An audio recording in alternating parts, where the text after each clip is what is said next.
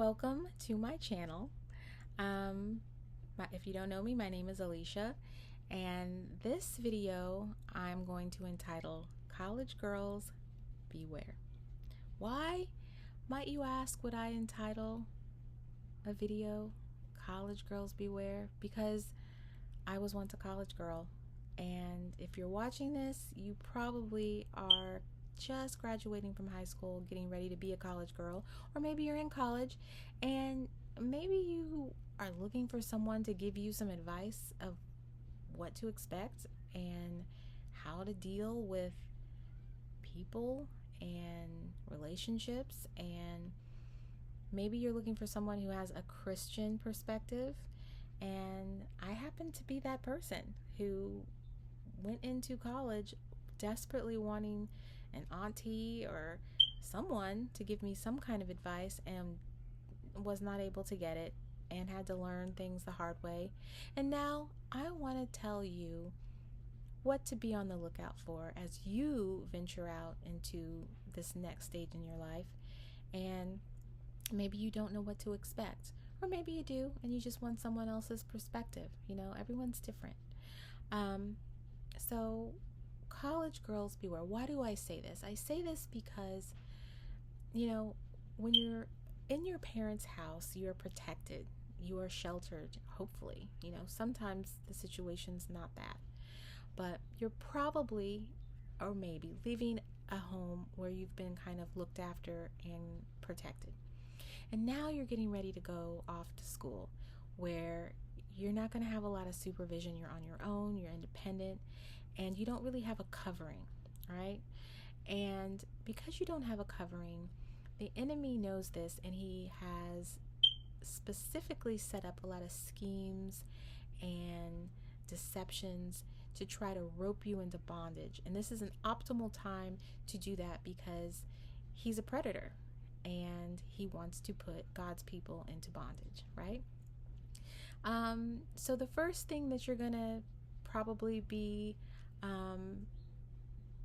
met with when you go off to school is, hopefully, you got your financial situation under control. Do not make the mistake of trying to go to a college that you can't afford, okay?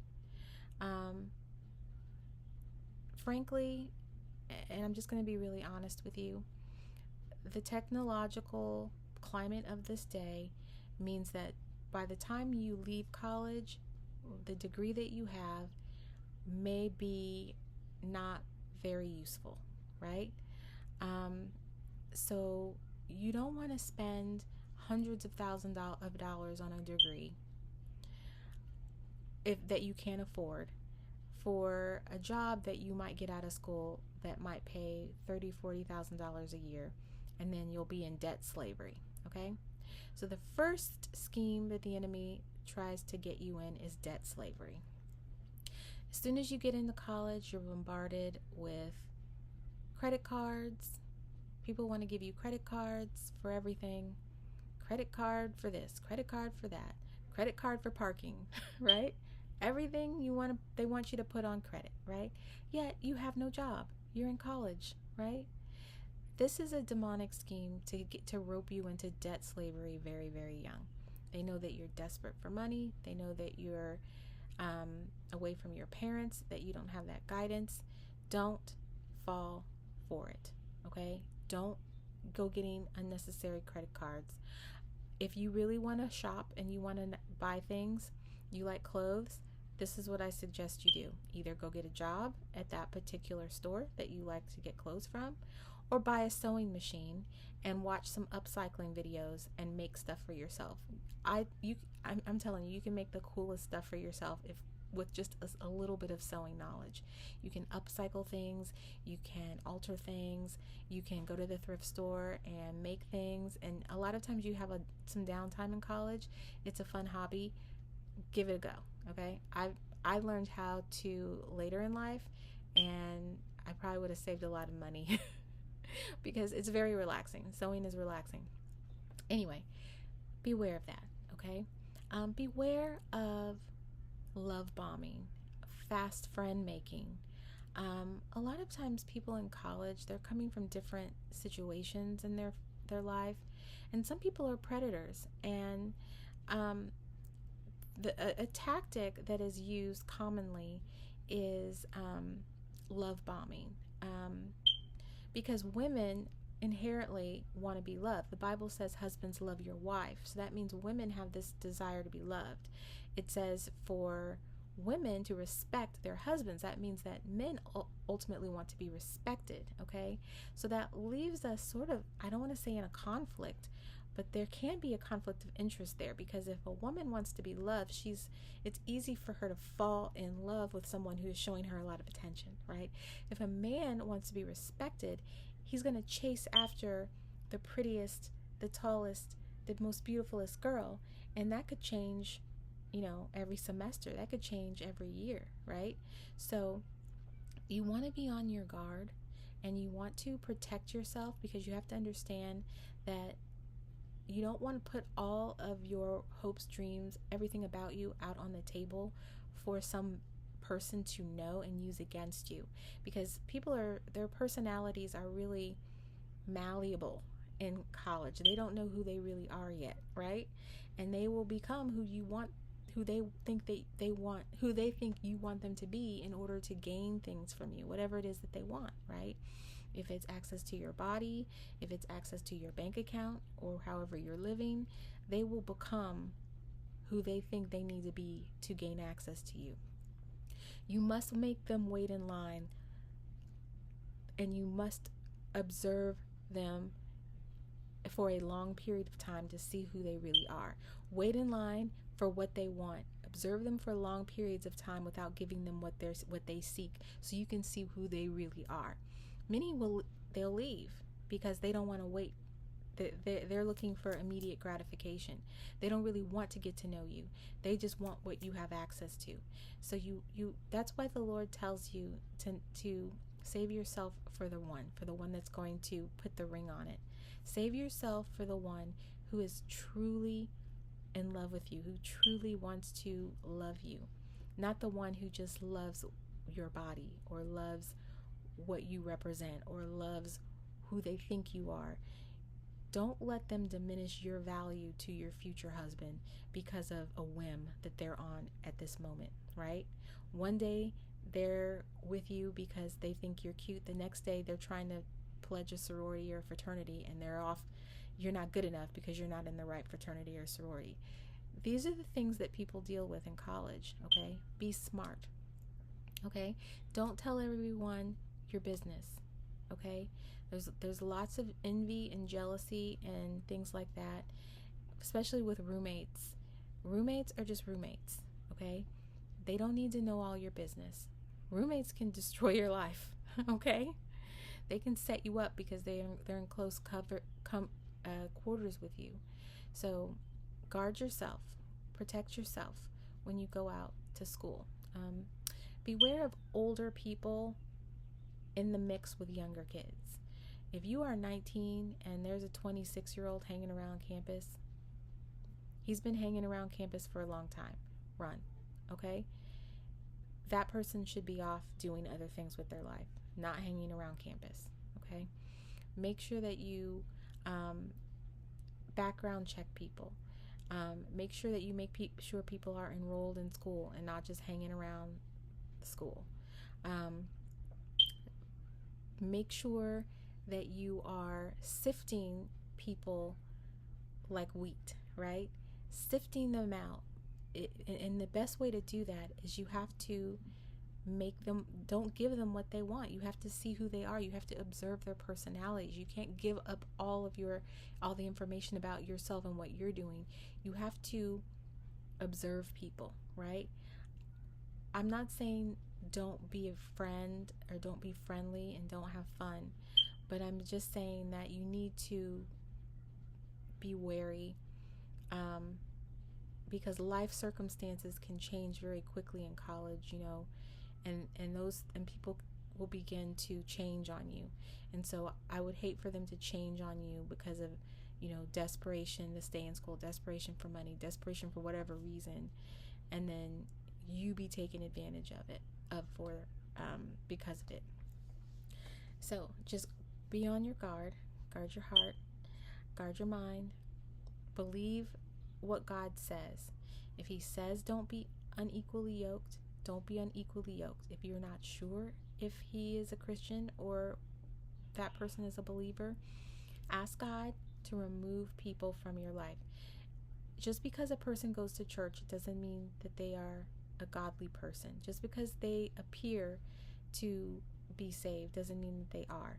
Ask the Lord, who sits up high and looks down low and knows what's in someone's heart. He knows the deepest yearnings and understandings of people's heart. Ask him to discern for you. Is this person for me? If not, please remove them. Is this a counterfeit? The enemy loves to send counterfeits, right? He knows what you like, right? And he wants to interfere with God's plan for you. So he will often send a counterfeit, an unsaved person who looks like the person maybe God has for you, but isn't. Next thing you know, you're roped in with someone who is literally sent by the enemy to try to destroy your life.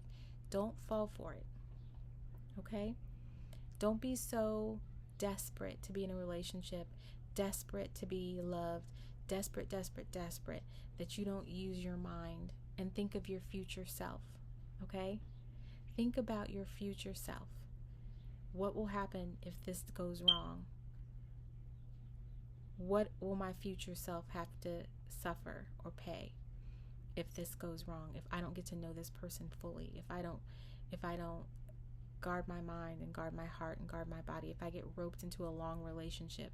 You have to understand that,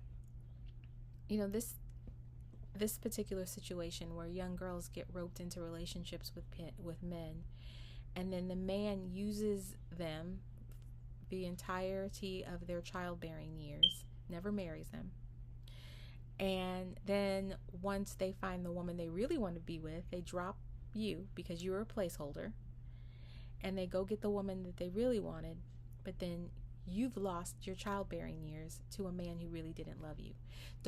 That's theft, okay? Don't let a man steal from you, okay? That's why I say you have to observe people. Do not give people things that they have not truly earned. And the only access to your body that a man can earn is by putting a ring on your finger, showing you that he is steady and faithful, and that you can trust him to wait, and that you can trust him to respect your religious beliefs. Okay? If he can't respect you in all those ways, he is not the one. It's a counterfeit. Okay? Run from the counterfeit. So, I'm hoping that this gives you a little bit more insight. I want you to think of yourself as a members only club, right? And there's only one member for you, right? And there's lots of people who want to get in, and they will lie, they will cheat, they will steal to get in, but they won't do what's on the list, right? The list of requirements to get in, they just won't do. They just want to sneak in without doing all the requirements, right? You want those people to go away, and you want the ones that are going to be left to be the ones that have the qualifications that you require, right?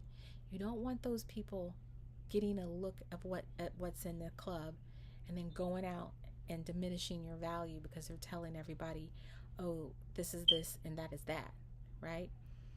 You don't want that. You want to save yourself, and you want to be in your full spiritual glory for the man that God has for you.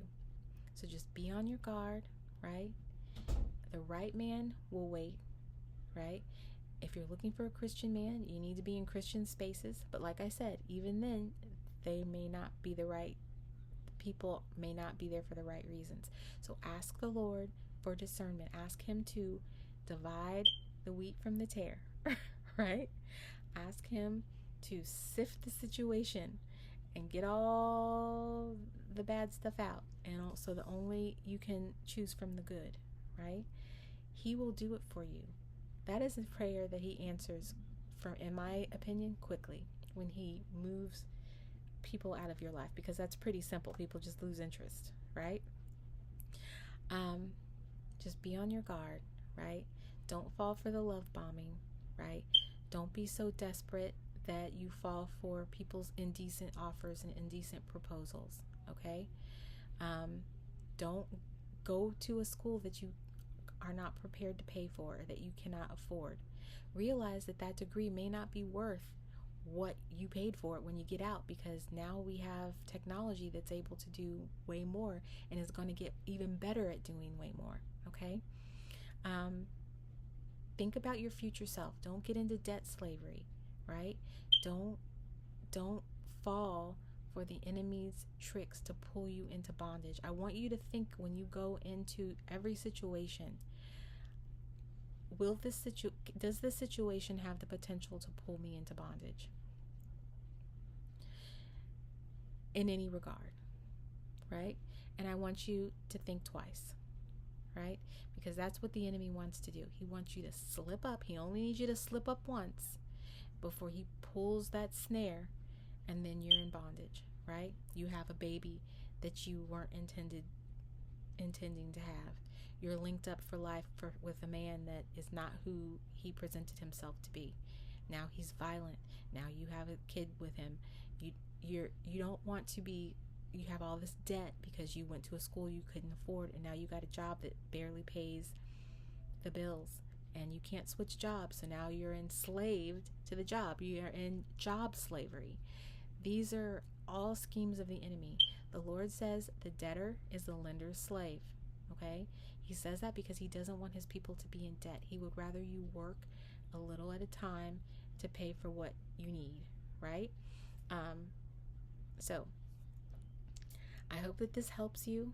I hope that I wasn't too preachy. I just want to protect and give you some kind of knowledge before you go out into the world, because I'm telling you, nobody told me anything. I mean, I was really the first one to go to college. So that's probably why. But there were things that weren't related to college, like relationship wise, that someone could have told me. But then again, if you don't have people in your family who have had good, healthy relationships, they may not be able to give you advice, right? So I can tell you one thing: Jesus' way is better. Yahweh's way is better. Do it the way he says do it. You won't regret it. You won't regret it. Until next time, signing off. Be baptized, be blessed, and be careful.